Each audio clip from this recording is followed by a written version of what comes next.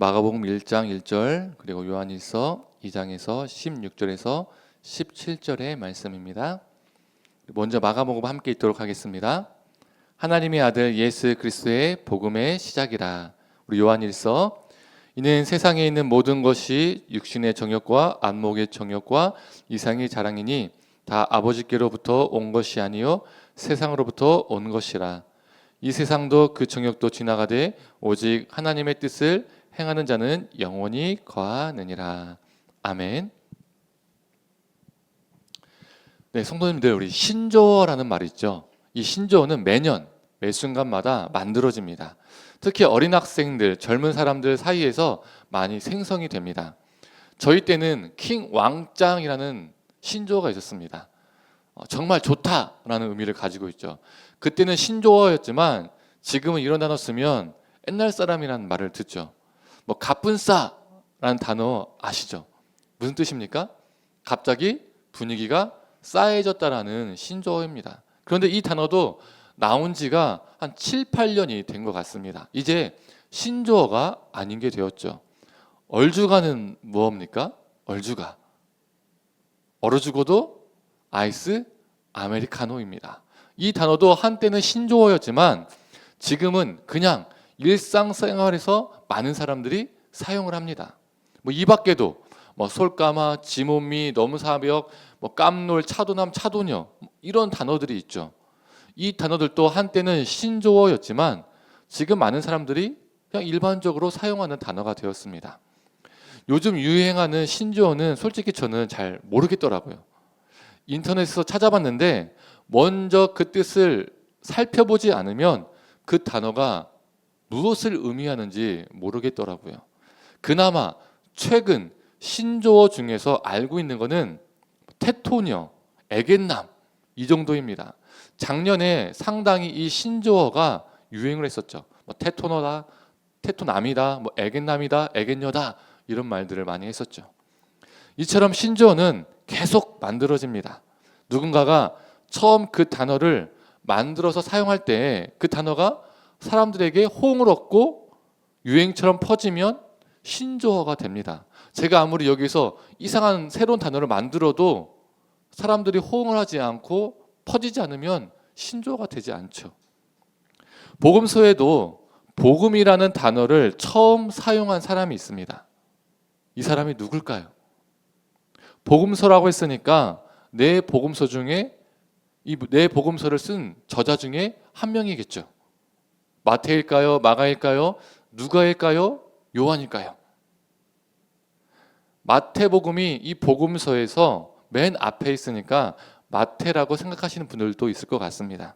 그런데 이 복음서 중에서 복음이라는 단어를 가장 먼저 쓴 사람은 마태가 아니라 마가입니다. 마가. 우리 성경의 배열로는 마태복음이 맨 앞에 있지만 실제로는 마가복음이 먼저 기록되었습니다. 이 마가복음 1장 1절에 이렇게 말하고 있습니다. 하나님의 아들 예수 그리스도의 복음의 시작이라. 마가복음이 이 복음서, 이 네 복음서 중에서 가장 먼저 기록되었고 또 이 마가복음의 가장 첫 줄에 1장 1절에 예수 그리스도의 복음의 시작이라고 말하면서 이 복음이란 단어를요 꺼냈습니다. 사용했죠. 그래서 마가가 이 복음이라는 단어, 이 신조어를 만든 사람처럼 여겨질 수 있습니다. 신조어라는 것이 아까 얘기한 것처럼 누군가 처음 만든 사람이 있고 그걸 많은 사람들이 사용하면 보편화되죠. 그런데 이 복음이란 단어는 이 마가가 이 마가복음을 기록하기 이전에 이미 존재하고 있었습니다. 그게 복음서이든 서신서이든 성경의 저자가 복음이라는 단어를 먼저 사용한 게 아닙니다. 성경에 기록되기 전에 먼저 복음이라는 단어가 있었어요. 현 시대를 살아가고 있는 우리에게 복음이란 단어는 어떻습니까? 매우 익숙하죠. 그래서 복음이란 단어를 누가 많이 사용합니까? 비기독교인들이 많이 사용하나요? 기독교인들이 많이 사용하나요? 우리 기독교인들이 많이 사용합니다. 비기독교인들은요, 이 복음이란 단어를요 거의 쓰지 않습니다. 사용하지 않아요. 그렇지 않습니까? 대부분의 우리 기독교인들이 사용하는 단어입니다. 그래서 우리는 이 복음이란 단어를 기독교 용어라고 생각하는 경우가 많이 있죠. 기독교에서 만들어졌고 기독교에서 퍼졌고 기독교에서 보편화되게 사용되는 단어로 생각하는 경우가 있습니다. 그런데 아닙니다. 마가가 말했던 예수 그리스도의 복음 이전에 이 땅에는 복음이 이미 존재하고 있었습니다. 그게 어떤 복음이냐면 로마의 복음이었습니다. 그 당시 로마의 복음만이 세상에 존재했습니다.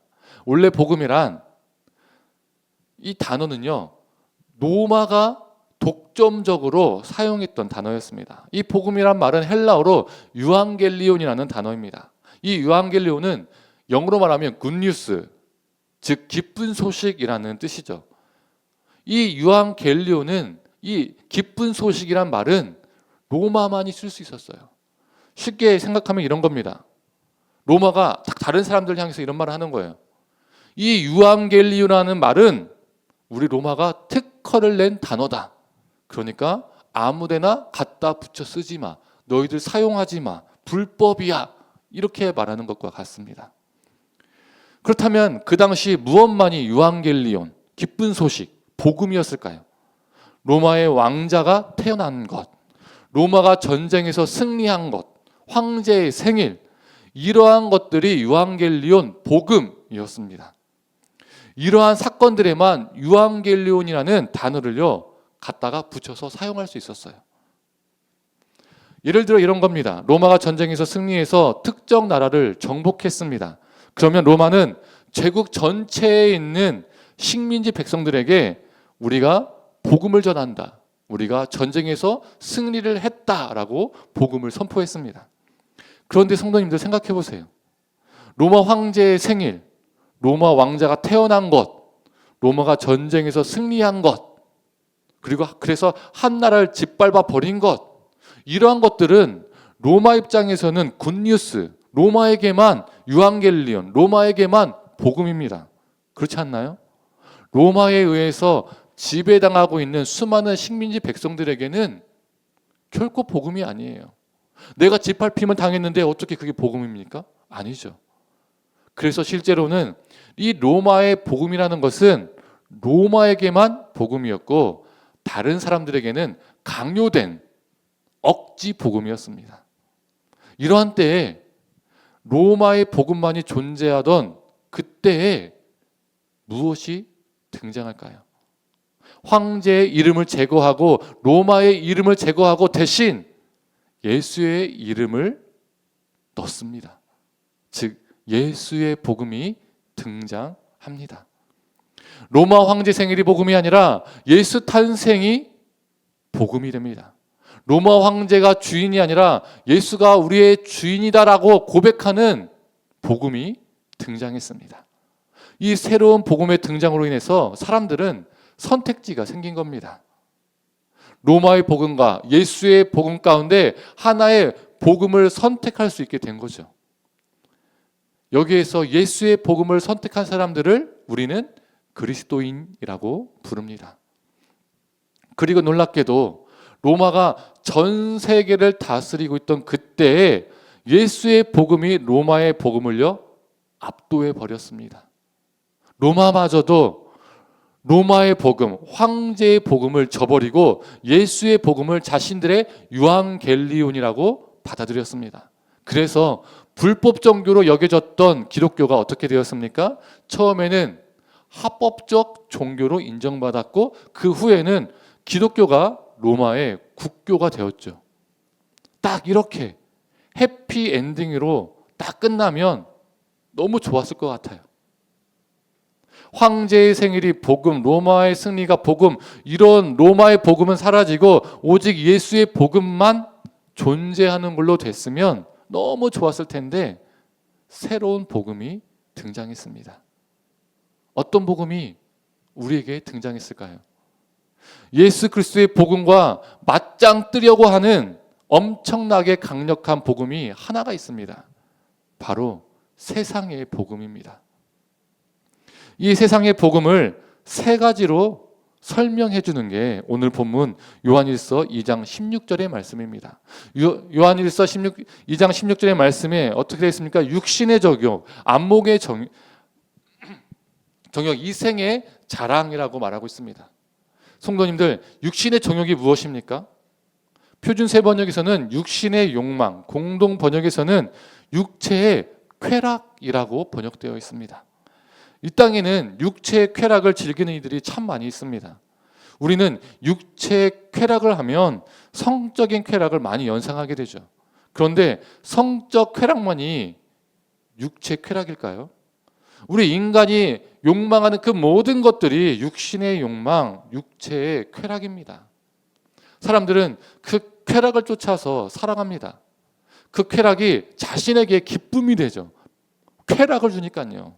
너무 좋습니다. 복음이 됩니다. 유앙겔리온이 됩니다. 그 쾌락이 주는 기쁨이 크면 클수록 그것에 사람들은 빠져듭니다. 이것을 뭐라고 말합니까?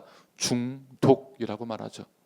도박 중독, 게임 중독, 성적 중독, 술 중독, 마약 중독, 권력 중독, 명예 중독, 돈에 대한 중독 등등등 세상에 수많은 중독들이 있어요. 빠지면 빠질수록 기쁨이, 쾌락이 느껴지거든요. 그것들에 자신의 영혼을 바칩니다. 그 욕망이, 그 쾌락이 커지면 커질수록 영혼과 몸이, 정신이 무너지고 삶이 파괴되는 경우가 허다합니다. 그런데도 그것들이 주는 그 한순간의 기쁨, 그 쾌락 때문에 빠져나오지 못하는 거죠. 그것이 내 삶의 기쁨이 되어서 그것을 쫓으며 삽니다. 그렇다면 안목의 정욕은 무엇일까요? 눈에 보이는 모든 것을 갖고 싶어하는 욕망을 뜻하죠. 나에게 정말 꼭 필요한 것인가? 이런 것 중요치 않습니다. 눈에 보이는 그것을 내가 소유하고 싶은 그 마음, 그 소유하면 내가 정말 행복해지겠다. 내가 너무 좋겠다. 이런 생각이 듭니다. 기쁠 것이라고 여기는 거죠. 바꿔 얘기하자면 눈에 보이는 저걸 내가 지금 소유하지 못했기 때문에 내가 굉장히 불행하다라고 생각하는 겁니다. 우리 광고가 있죠. 유튜브를 봐도 영상 중간에 광고가 나오고요. 인스타를 봐도 광고가 있습니다. 페이스북을 봐도요. 계속 광고가 나옵니다. 우리 예전에는 어떻습니까? 주로 신문 광고와 TV 광고밖에 없었잖아요. TV 광고도요. 프로그램과 프로그램 사이에 잠깐 나오는 광고가 전부였습니다. 만약에 드라마가 끝나고 뉴스 하면요. 드라마와 뉴스 사이에 광고 잠깐만 보여줬죠. 그런데 지금 어떻습니까? TV 광고가 어떻습니까? 드라마 사이에도 광고가 나오잖아요. 드라마 갑자기 재밌게 보고 있는데 탁 멈추고 광고 나고 또 드라마 나고, 예능 정말 재밌게 보고 있는데 갑자기 탁 멈추고 광고 나고, 이 예능을 봐도요. 한 3-4번씩은 광고가 나옵니다. 그리고 PPL도 있잖아요. 드라마 하다가 갑자기 주인공들이 어떤 상품을 들고 갑자기 먹어요. 설명을 하면서. 다 PPL입니다. 광고죠. 왜 이렇게 광고가 많습니까? 사람들은요, 눈에 보이는 유혹에 쉽게 빠지기 때문입니다. 즉, 사람들은 안목의 정욕에 약합니다. 쉽게 넘어집니다. 만약 광고를 많이 해도요, 사람들이 혹하지 않는다면 회사는 광고할 필요가 없습니다. 오히려 광고를 많이 하면 많이 할수록 회사 입장은 손해기 때문에 광고를 할 필요가 없죠. 그런데 사람들은 눈에 보이는 것을 갖고 싶은 욕망이 있습니다.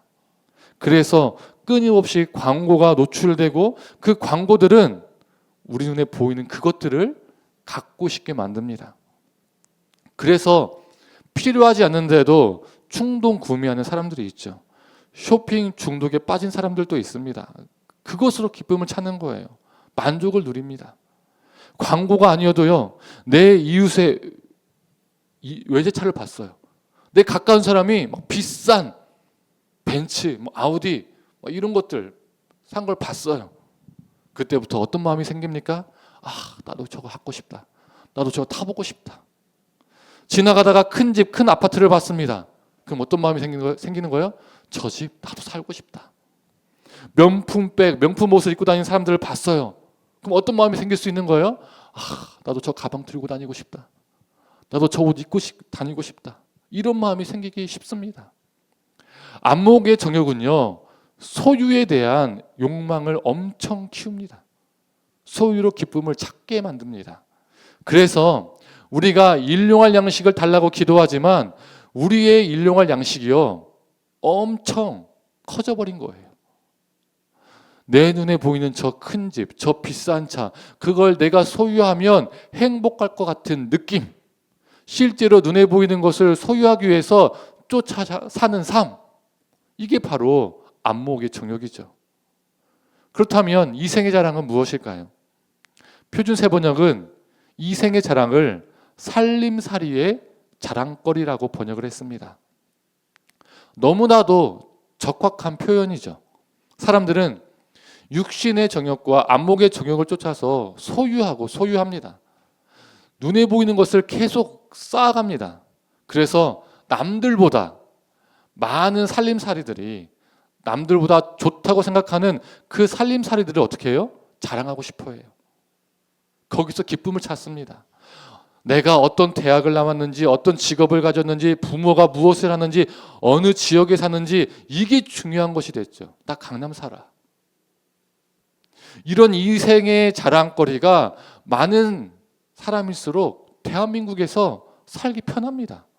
반면 이런 이생의 자랑거리가 없으면 굉장히 위축이 되죠. 무시당하기도 합니다. 우리 사회에서는. 그런데 문제가 뭡니까?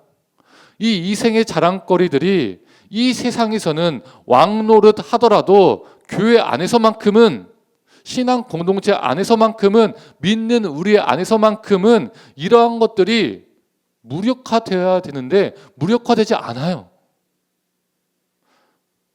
이 이생의 자랑거리들이, 이 살림살이의 자랑거리들이 교회 안에서도 너무나도 강력하게 작용하고 있다는 겁니다. 이생의 자랑거리가 많은 사람들이 교회에서도 힘주고 다니는 경우가 많이 있죠. 지도자가 되고요, 존경을 받습니다. 그 이생의 자랑거리들을 어떻게 소유했는지 이런 거 중요치 않아요. 불법이든 편법이든 탈법이든 그것을, 이생의 자랑거리들을, 살림살이의 자랑거리들을 어떻게 얻었는지 중요치 않습니다. 개의치 않아요. 그걸 이루면 어떻습니까? 하나님이 이루셨다. 그 이생의 자랑거리를 소유했다는 것만으로 그게 하나님께 복받은 것이고, 그게 하나님께 은혜 받은 것으로 생각합니다. 아유, 복받았어, 은혜 받았어. 실제로는 불법으로 이룬 것인데, 실제로는 비도덕적이고 비윤리적인 방법으로 얻은 것인데, 하나님이 하셨다, 하나님이 이루셨다라고 말만 하면 아멘으로 화답하는 경우가 너무 허다합니다. 제가 부목사로 있던 시절에 어느 교회에서든 어렵지 않게 너무나 자주 들었던 말들이 있습니다. 어떤 말인지 아세요? 돈 있는 사람이 장로가 되어야 한다. 또는 장로 중에는 돈 많은 사람이 있어야 한다. 이런 말입니다. 왜 이런 말이 나옵니까? 큰 행사를 할 때에 돈 많이 낼 사람이 필요하니까요. 교회를 건축할 때에 거액을 헌금할 사람이 있어야 하니까요. 그런데요, 행사비가 적으면요, 행사를 작게 하거나 안 하면 되잖아요. 왜 무리해서 화려하게 하려고 합니까? 건축 예산이 적으면 작게 짓거나 안 지으면 되잖아요. 왜 무리해서 크게 짓습니까? 다 그 안에 우리의 욕망이 있는 겁니다. 그 크고 화려함에 우리 욕망이 숨겨져 있는 거예요. 우리 교회는 이렇게 크다, 우리 교회는 이렇게 대단한 것을 한다, 이런 마음이 있는 거죠. 오늘날 교회하고 세상이 사실은 경계선이 무너진 겁니다. 세상에서 힘을 발휘하는 것들이 교회 안에서는, 우리 안에서는 아무것도 아닌 것이 되어야 하는데, 여전히 교회 안에서, 우리 믿는 자들 안에서 자랑거리가 되었습니다. 다른 말로 하면 우리의 복음, 우리의 기쁜 소식이 되었어요. 우리의 유황 갤리온이 되었어요. 그리고 그것들이 없는 사람들은 교회 안에서도 위축이 돼요. 이건 교회가 아니라 세상인 거죠. 이건 그리스도인들이 아니라 그냥 세속적인 사람인 겁니다. 껍데기만 그리스도인인 거예요. 오늘날 이 땅의 교회가, 그리고 우리 그리스도인들이 이 세상의 복음에 굉장히 지배받고 있다는 것을 우리가 부인할 수 없습니다. 우리가 머리로는, 입술로는 예수 그리스도의 복음을 믿는다고 말하지만 실제로는 예수의 이름으로 세상의 복음을 믿고 세상의 복음을 붙잡고 살아가는 겁니다. 그 세상의 복음을 누리며 살고 싶어 하는 거죠. 그렇게 살려고 하는 겁니다. 그러나 사도 요한은 요한일서 2장 17절에 우리 그리스도인들이 이 세상의 복음을 거부해야 할 이유를 우리에게 말해줍니다. 우리 함께 읽어볼까요? 이 세상도 그 정욕도 지나가되 오직 하나님의 뜻을 행하는 자는 영원히 거하느니라. 이 세상도, 그리고 이 세상을 살아가면서 일어나는 우리의 모든 정욕도요, 영원한 것이 아니라 모두 사라진다라고 말합니다. 즉, 이 땅에서 우리에게 기쁨을 주는 그 모든 것들이, 그 세상의 복음이 사라진다는 겁니다. 한순간이라는 거예요. 영원히 존재하지 못하고 사라질 것들이라는 거죠. 그래서 세상의 복음은 우리가 의지할 것이 아닙니다. 성도님들, 우리가 언젠가 사라질 이 헛된 세상의 복음에 집착하며 사는 것이 아니라 참된 예수 그리스도의 복음을 붙잡고 살아가는 우리가 되기를 간절히 원합니다. 이제 말씀을 정리하겠습니다. 독박 투어라는 예능이 있습니다. 예능 프로그램이 있어요. 이 5명의 개그맨들이 해외 여행을 하는 프로그램입니다.